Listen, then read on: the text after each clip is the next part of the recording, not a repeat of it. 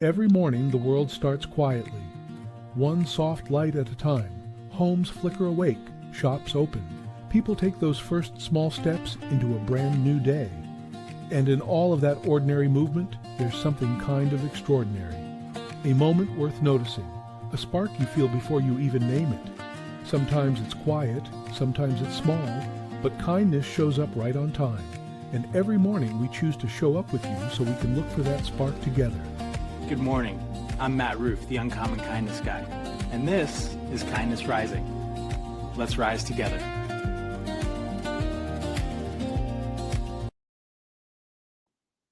Good morning, good morning, good morning, everyone. The tech tried to get the best of me this morning, but I am here. I've overcome my technical difficulties and I'm ready to rock and roll. Good morning. Welcome, everyone, to Kindness Rising, your morning dose of hope, humor, and heart. And I hope we get off to a great start. Mike Sullivan, good morning, buddy. I am glad you are here. I met someone yesterday who was impressed by the idea that you came out here at 4:30 in the morning. She's out in San Francisco too. And she said, well, you know what? I'm going to try to commit and come to your show sometime. So we'll see if she shows up. But I was telling her the story, telling how you come here every day. Good morning, Roseanne. Mom, glad you're here too.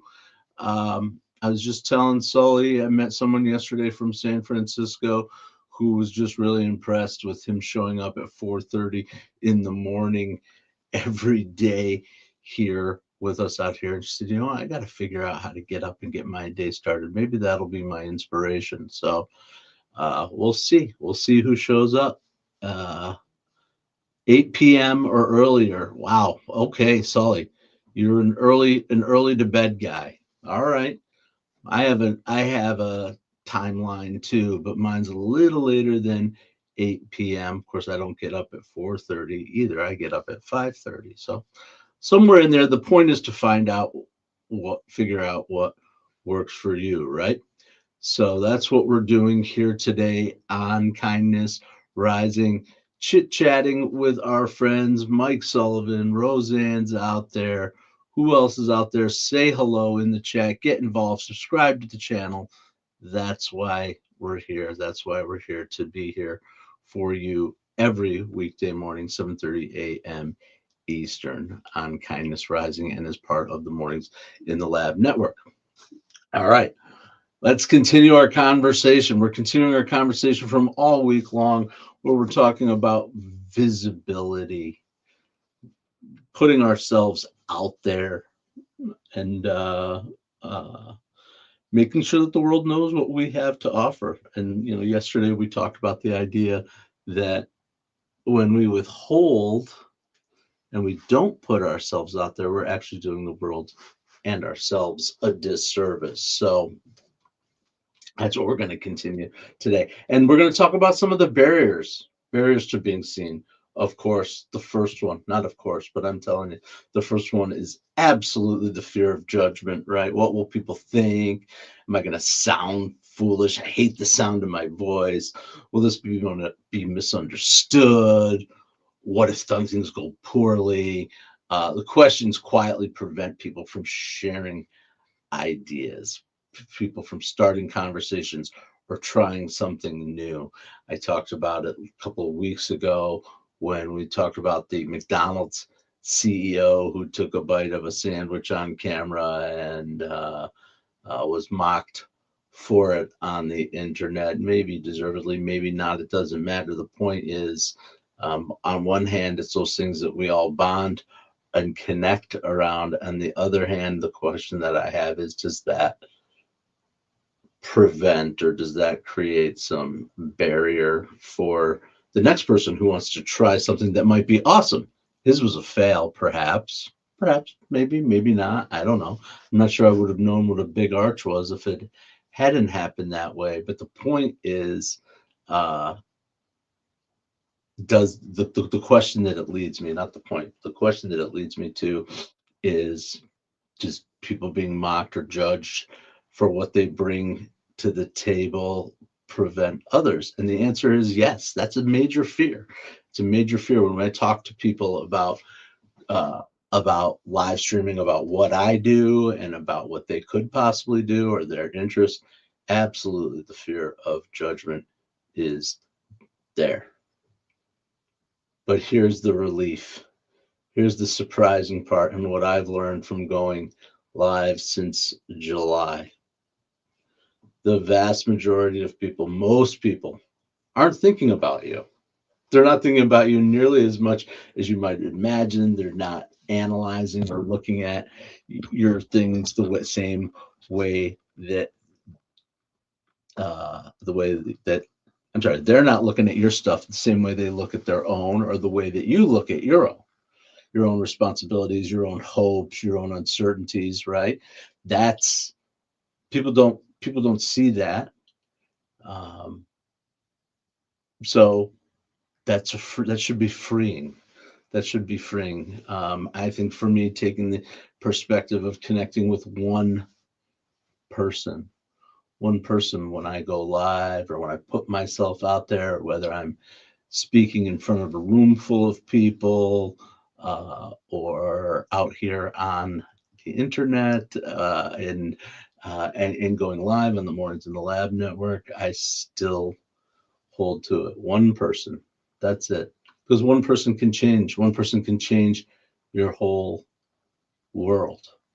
Absolutely.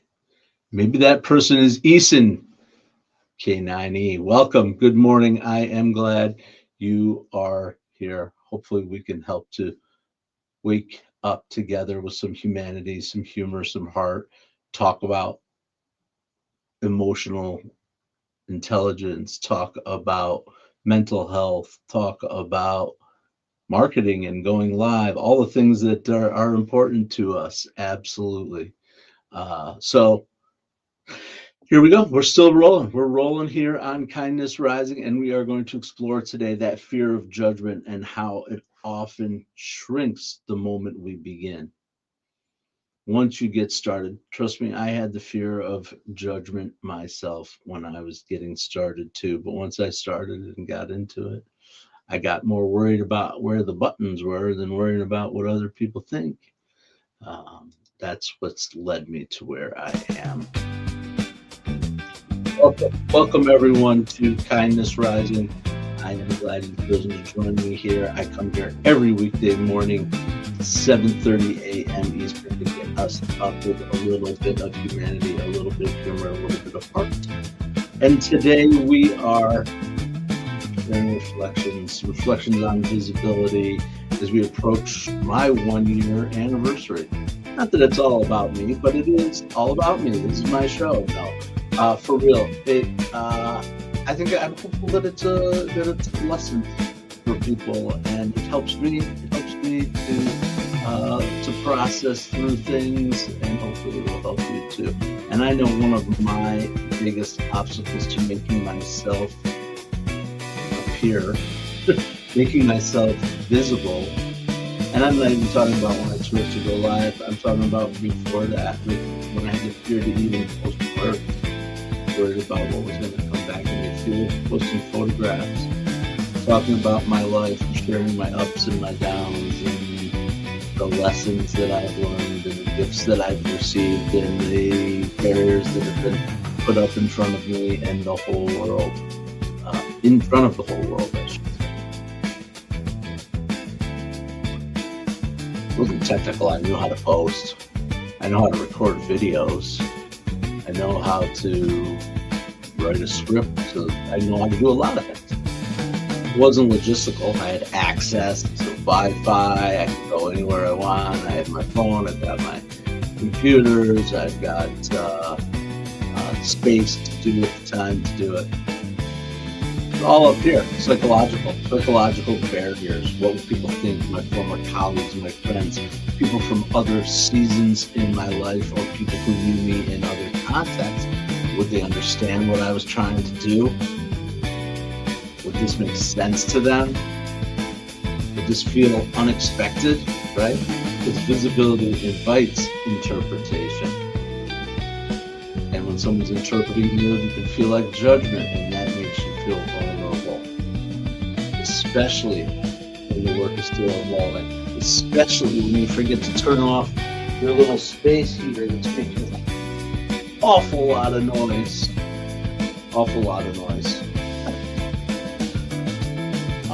Yeah, so we're talking about that visibility, inviting interpretation. What's going on out there in the chat? Say hello, right? We're going to keep talking about this, about what happens when you begin showing up consistently in some way or some form. I hope you will. I hope you will.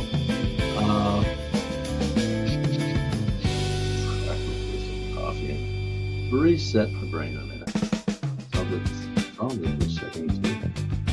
Interesting.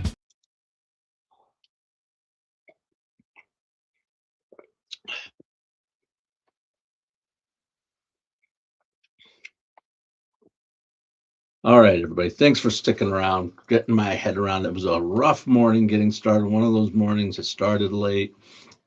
We're getting going. Sully, I appreciate you jumping in. And Stella Blue by the Dead. Yes, got a little Stella Blue. Absolutely. That's cool. That's cool. All right. Anyway, like I said, most people are so busy building their own lives. They're not worried about what you're doing. So that's freeing. It gives you the space to experiment, to try things, to explore, try something new. Learning in public. People are fascinated by people learning in public. That's what I'm doing. One of the things I'm doing here. But my biggest shift happened for me when I stopped thinking of this technology that we have here as a way to consume and converted that into being a creator. And that term, I think, gets a bad rap. I was watching TV last night a little bit. We like to watch one little thing or something before we go to bed in our house. And we found a show. We're like, let's try this. And it was, my God, what was it called? It's called like thrift store flip or something like that. Two teams of people go into thrift stores and they find things and then they try to upscale them and whatever the case may be. And all four of the people who were participating in this show identified themselves as creators. So it's like, okay, how we throw that term creator around. What does that mean, right? I'm a YouTuber, I'm a creator, whatever the case may be. But my point is that to me, that defines, doesn't mean you do a specific activity, but it defines how you interact with the world. Are you passive and just absorbing things? Or are you putting things out there? You can create with your words, you can create with video, you can create with photographs, you can create with games, you can create whatever. But that's the difference between being active and being passive. We talk about doom scrolling and the impact on mental health of that. So it doesn't really matter what you're doing. The idea is that it's a mind shift from consuming to creating. It's how you relate to the world, right? Participating instead of only reading, writing, instead of only watching, contributing, and getting that momentum and that confidence, right? That will help you to move forward in other areas. Absolutely.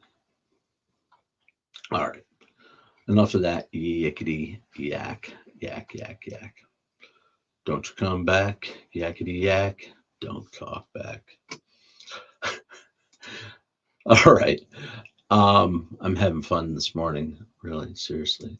Bring the tunes down, roll into this song that we know.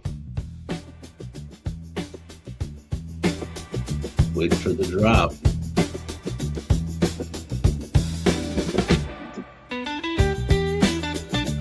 All right. There's the drop. My favorite drop in our spotlight anthem. Conversations about mental health and mental well-being have been open, much more open in recent years, but many people still hesitate to express what they're experiencing internally. Organizations that normalize that conversation, they help people to reduce the pressure that people feel to appear a certain way all the time. And that's what Active Minds does. Active Minds was founded by a woman named Allison Malman after the loss of her brother Brian, who committed suicide. I shouldn't say that word, sorry. I'm not supposed to say that word while you're streaming. Anyway, struggled with mental health. And his struggles have largely gone unspoken. And what began for her as a student-led effort to create more open conversation on a college campus, her college campus, University of Pennsylvania, has grown into a national movement helping young adults talk more openly about mental health. Her work is grounded in the belief that when people feel safe to speak honestly, others will realize that they're not alone. And when we realize we're not alone, fear begins to lose its power and begin to be seen, even imperfectly, and that can be the first step toward connection, support, and healing. Active Minds reminds us that, as we'll be showing you their website, Active Minds, there they are. Good Lord. Here they are. Active Minds. They remind us that openness is not weakness, it's actually leadership. And sometimes that courage to be seen begins with the courage to say, this is what I'm experiencing. So this is their growing movement, celebrating that 2001, so they've been around for 20 plus years. All the initiatives and programs that they are participating in, leading, launching the K through 12 program, a mental health academy, all of this stuff, 20 years of impact throughout the world, helping young people. 60 million people experience mental illness each year. 30% of young people have a diagnosable mental illness, and 48% of young adults experience mental health systems during the pandemic. Absolutely, the pandemic has a huge impact on all the populations and young people were during that time. All right, comments. What's going on?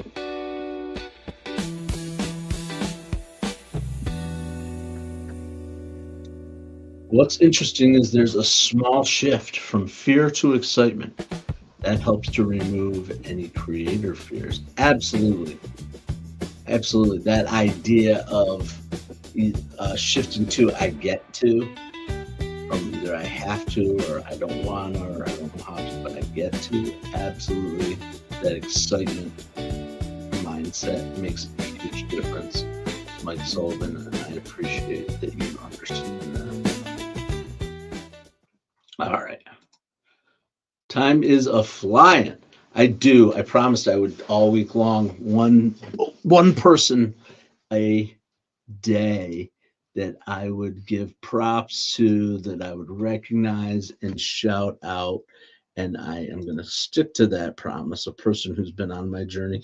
He's been on my show before, at least shown up in the chat. Supportive person. Looking for, I forgot to pull up his profile. You know, it's just one of those days. Here we are. Okay. Stop sharing that. Present invite. Share the screen. Share that. Boom, boom. Sharing.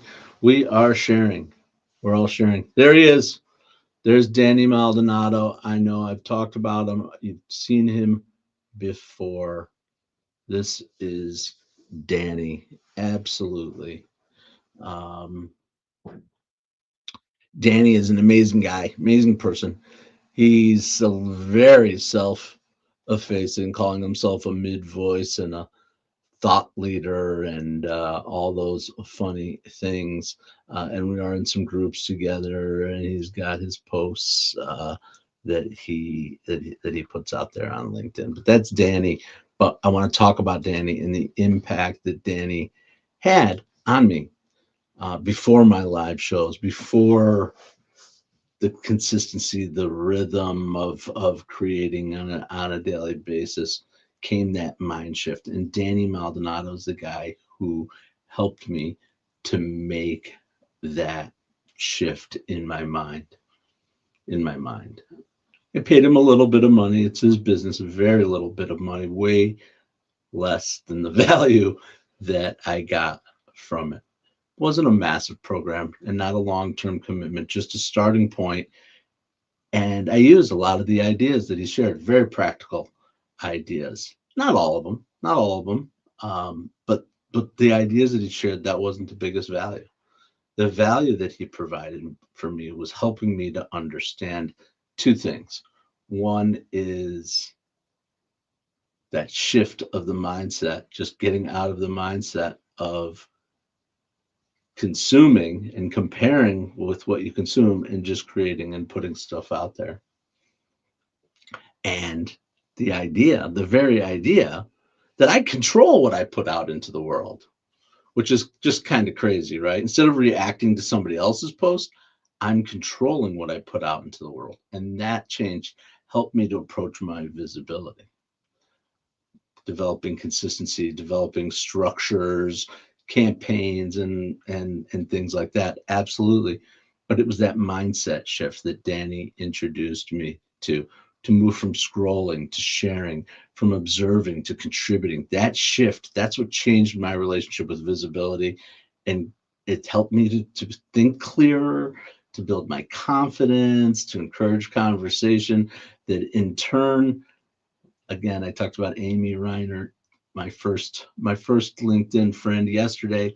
Dani Maldonado is what I would consider to be my second true LinkedIn friend who had an impact on me heading into the beginning of my year, this past year of putting in the work and learning and growing. So thank you, Dani. Thank you for helping me take that first step, because sometimes growth begins with a small decision, the decision to participate and make yourself visible. Thanks, Dani. So that's it. That was it. That was the Dani Maldonado one. All right. Cool.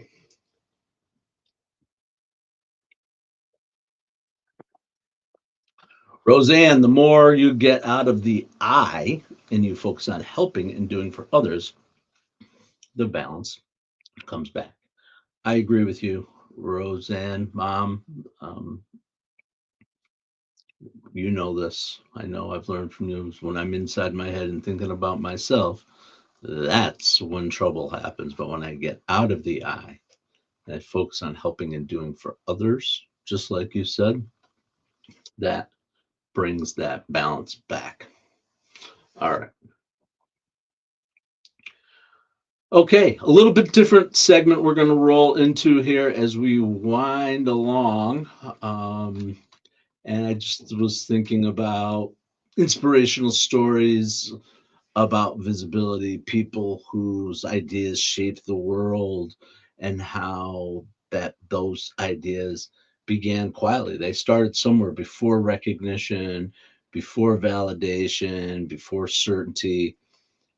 It was someone choosing to share something before they would even know how it would be received.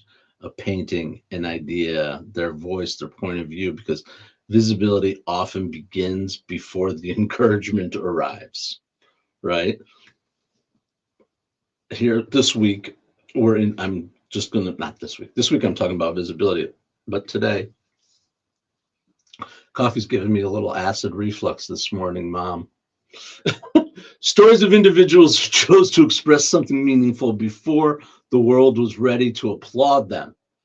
Because history reminds us that participation often precedes the recognition, and sometimes the simple act of sharing something honestly creates your impact far beyond what you can initially see.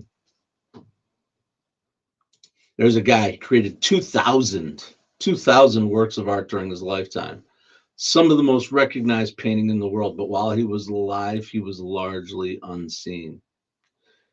They think that maybe he only sold one painting during his lifetime, despite continuing to create intensely without recognition. His visibility did not begin with public validation. He created, he had to create, he participated before he was acknowledged. You guys know who I'm talking about? Starry Night, Sunflowers, Vincent van Gogh. Visibility begins quietly, and the work matters before the world notices, and expression invites discovery. Absolutely. And sometimes that takes time. It did in Vincent van Gogh's case. And there's another person, a woman who didn't become famous in her 20s, in her 30s, or even her early 40s. She wrote her first book at the age of 49 and had her first television appearance before happened because she agreed to demonstrate a recipe, a little recipe on a small educational program. Not a polished media strategy, just a willingness to share something she loved, and her authenticity resonated. Her joy was visible, her curiosity contagious, and her willingness to be imperfect on camera that made her relatable. Oh, I cut the dickens out of my finger. First appearance led to the French Chef. We're talking about Julia Child, French Chef, and eventually changed how Americans actually think about cooking because her visibility began with participation, not performance, and not perfection, just participation. So Vincent van Gogh and Julia Child, there are examples from IRL, as they say, as kids say it these days. All right, enough's enough. Today's been a little bit of a wacky day here on Kindness. We're still getting up and getting after it every day. Every show can be award-winning. Not when you do it every day. But how's this for a tune to wind us out of here? All right. Today I want you to do something special for our Kindness Call. I just want you to create something small. A short reflection, an idea, a question, something that shifts you from the observer to the participant involved. Notice what happens, notice what you learn, and notice how it feels. Encourage someone else who is beginning to support them. The support will reduce their hesitation and lead to their participation in the creative momentum. That's what I want you to do today. One small thing to others who are doing that as well. Remember that fear of judgment often appears larger than it truly is because it exists mostly right in here, right? Before the experience. When we test that fear, when we discover something encouraging, the cost of participation is usually lower than what we expected. In other words, what we fear never comes true, and the benefits are often greater. Clarity, connection, confidence, and momentum. For the rest of the week, we're going to continue this conversation. We're going to continue sharing reflections from the past year, the people, the conversations, and the unexpected encouragement that emerged simply from choosing to participate. Absolutely. Choosing to create changes how we experience the world. It changed it for me. I know it changed it for Keith and John and everyone in the mornings in the lab. So get on over and see more in the lab with Keith, John, and friends. And don't forget today, 8:30 a.m., it starts with joy. Today is a joyful day. Let's dance with Cheryl Raphael on It Starts With Joy at 8:30. Go check out Keith and John right now at 8. Slide over to Cheryl at 8:30. Bounce back and forth. That's what we're doing here on the Mornings in the Lab Network. We're creating a network of shows that you can enjoy live. But make sure you come on back tomorrow morning, 7:30 a.m. Eastern, right here to Kindness Rising. And until then, stay uncommon and stay kind. What if your mornings could be inspiring and ridiculously fun? Kindness Rising isn't just a show, it's a full wake-up vibe. It's freaking fun, people. Yeah, man, you got real get after it. I love it. Wake up with Kindness Rising. I help purpose-driven people grow their impact. 5-ingredient recipe to help you build your personal brand. Get out there and take kind action. If it's live, they'll feel it. On Kindness Rising, we bring you proven strategies and fresh ideas you can actually use. If you're not failing, you're not trying. Exactly. Fail fast, rebound fast. You'll see the bloopers and the genuine connections that make kindness contagious. We sometimes get into a little bit of trouble. Pretty much my life made the list. You can trust what you see right here is honest, respectful, and uplifting. Social impact organizations will always talk about that. Try kindness. It's way cheaper than therapy. It's made my day.